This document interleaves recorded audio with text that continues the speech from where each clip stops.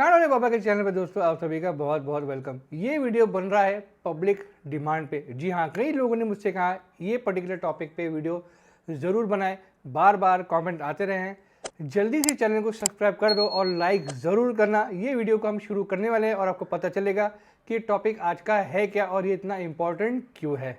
तो दोस्तों आज की वीडियो में हम दो टॉपिक कवर करेंगे। तो ये होगा 2 in 1 वीडियो। एक होगा MDR यानी मर्चेंट डिस्काउंट रेट और दूसरा होगा फ्यूल सरचार्ज के ऊपर। ये दोनों ही टॉपिक काफ़ी इंपॉर्टेंट है क्योंकि हम रोज़ अपने क्रेडिट कार्ड को यूज़ करते हैं, हमारी ज़िंदगी का हिस्सा हो गया क्रेडिट कार्ड। उस पर हमें MDR भरना पड़ता है। किस तरह से हम उससे बच सकते हैं और उसके उपाय है क्या, और फ्यूल सरचार्ज वेवर भरना चाहिए या नहीं भरना चाहिए, उसका भी आपको अभी जवाब मिलने वाला है। तो जल्दी से हम इस वीडियो को भी हम शुरू कर देते हैं। तो आखिर ये MDR यानी मर्चेंट डिस्काउंट रेट है क्या? बहुत कॉमन चीज़ है दोस्तों। जब कभी भी आप अपने क्रेडिट कार्ड से शॉपिंग करने जाते हो, खास करके ऑफलाइन शॉपिंग यानी दुकानों में, होटल्स पे, खास करके इलेक्ट्रॉनिक दुकानों में, जब आप अपना क्रेडिट कार्ड निकाल के स्वाइप करने ही वाले होते हो, दुकानदार कहता है साहब मैं आपको 1 से 2% चार्ज करूँगा क्योंकि ये जो है चार्ज हमें बैंक को देना पड़ता है। तब हमारे दिमाग में बत्ती जलती है कि भाई ये क्यों मांग रहा है। तो उसे ही हम कहते हैं MDR यानी मर्चेंट डिस्काउंट रेट। तो ये आपको एनीवेयर बिटवीन 1% to 3% चार्ज किया जाता है।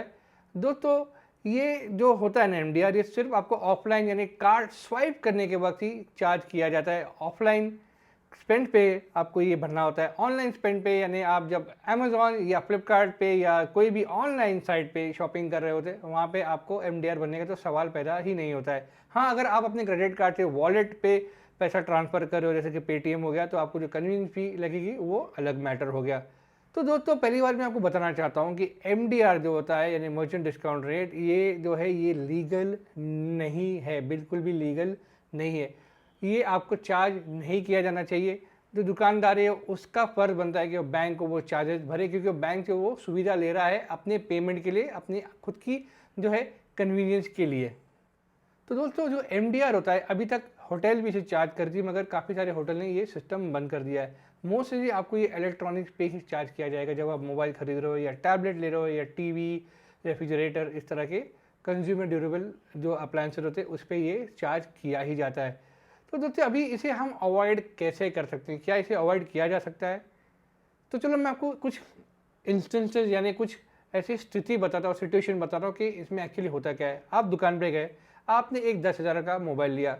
दुकानदार कहेगा मैं आपको 2% चार्ज करूँगा, यानी 200 रुपये उस पर आपको वो चार्ज करना चाह रहा है उस पर्टिकुलर ट्रांजेक्शन पर। अभी इसके ऑप्शन है क्या? एक तो आप सीधे सीधे दुकानदार को कह रहे हो कि भाई ये लीगल नहीं है, आप मुझे चार्ज नहीं कर सकते हो। वो क्या करेगा? ज़्यादा से ज़्यादा आपको कहेगा नहीं, बैंक हमें चार्ज करती है, हम नुकसान क्यों उठाएं, ये आपको भरना है, आप ले रहे हो ना तो आप भरो। या तो फिर आपको लेगा मांडोली करते, चलो 2% नहीं मैं 1% लगा देता हूँ।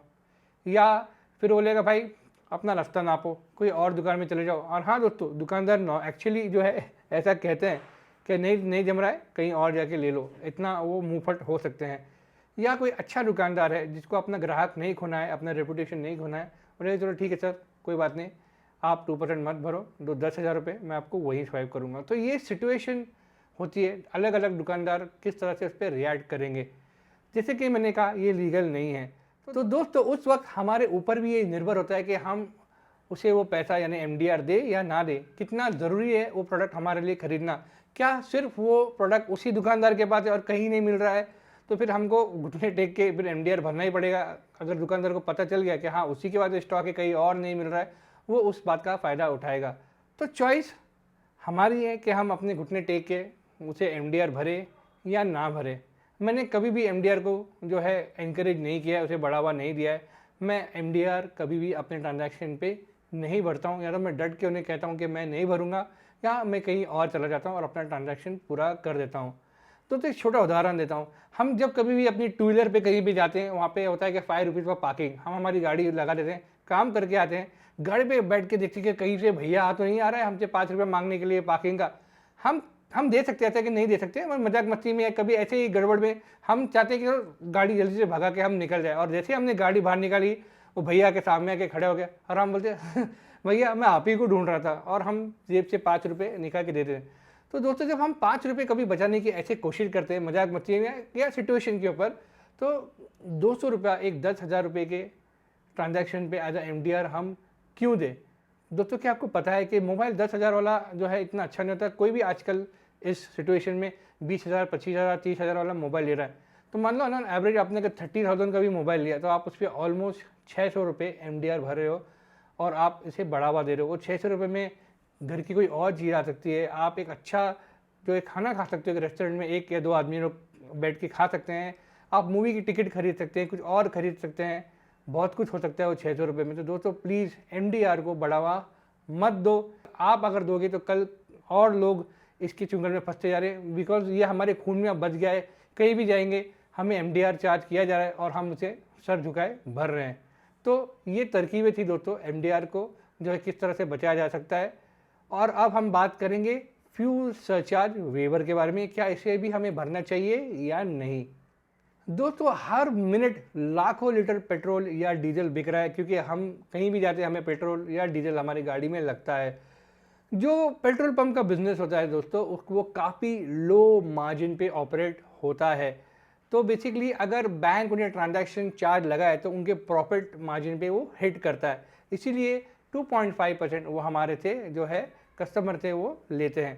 तो जब हमारा क्रेडिट कार्ड या डेबिट कार्ड हम यूज़ करते हैं पेट्रोल पंप पर, उस पर हमें 2.5% लगाया जाएगा ऑन द ट्रांजैक्शन। तो मान लो अगर आपने 1,000 रुपये का पेट्रोल भराया तो उस पर 2.5% हो गया 25 रुपया, प्लस सर्विस टैक्स हो गया करीबन 4 रुपया। तो मोटा मोटा आपका बिल होता है 1029 रुपीज़। तो क्योंकि दोस्तों उनका प्रॉफिट मार्जिन काफ़ी लो है, अगर वो चार्जेस उन पर लग जाए तो उन्हें अपना पूरा पैसा नहीं मिलेगा। तो वो चार्जेस हम कस्टमर को भरने पड़ते हैं ताकि उन्हें अपना पूरा पैसा जो है मिल जाए।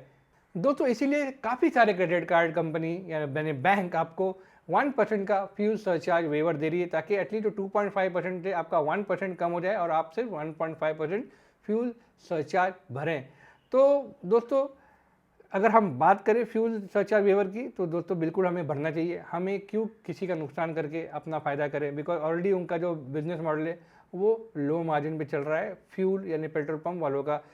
तो इस वीडियो का कंक्लूजन है क्या? सिंपल बात है दोस्तों, MDR यानी मर्चेंट डिस्काउंट रेट को बिल्कुल बढ़ावा मत दो। दुकानदार से सीधा कह दो प्यार से कि ये लीगल नहीं है और हम इसे नहीं भरेंगे। होते होते इनके बात बैठ जाएगी दिमाग में उनके और बाकी लोगों का, और आपका भी फ़ायदा उसमें होगा। और जहाँ तक बात है फ्यूल सरचार्ज की, वो हमें भरना चाहिए, वो उनका हक है। और भी वीडियो इस चैनल पे आने वाली, मज़ेदार वीडियो आने वाले हफ्तों में दोस्तों। तो इस चैनल को जाते जाते सब्सक्राइब ज़रूर करना, और जो दूसरे वीडियोज़ है आप इस चैनल पे देख सकते हो।